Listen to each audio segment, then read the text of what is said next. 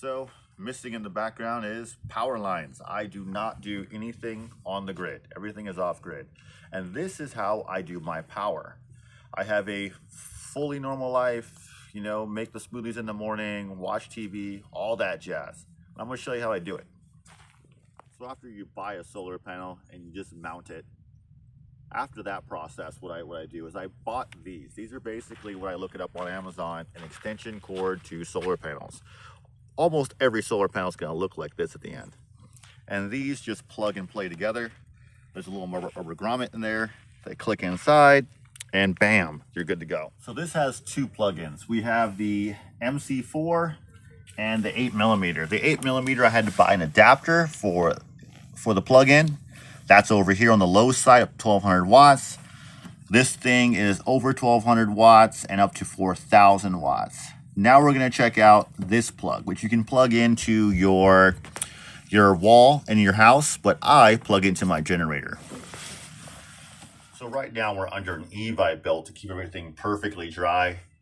The unit is inside the shipping container, which is keeping that perfectly dry. Now, what I do is I plug it straight into the generator. Now what this gives me is when it's running, it gives me about 1700 watts total you can do, otherwise it'll shut off. So that's the max charging the system and running it. 1700 watts back and forth. So you can do up to like 1000 watts charging, or it'll do about 700 watts that you're using, and it will adjust itself going back and forth, and it's doing pass through at the same time. So basically it's charging, let's charging 1000 watts, and you got your crock pot inside in the house and your TV running, you're using 700 watts.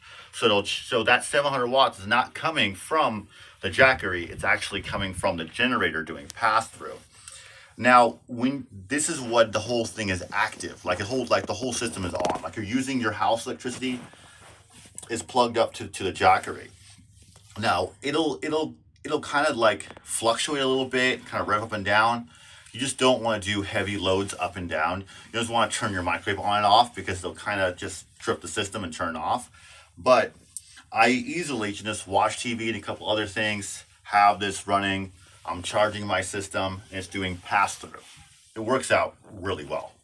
It'll charge the system in about 5 hours from absolute zero all the way to 100.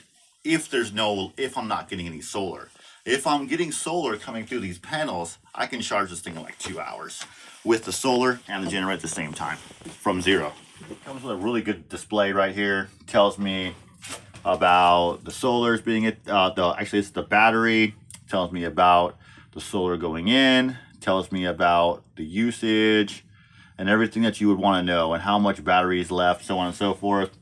The little expansion battery here shows you also how much is in here, which these are usually separate numbers. This is 49%, this is 46. These are your 20 amps. So this can go up to 7,200 watts. This right here, you got it split between this side and this side.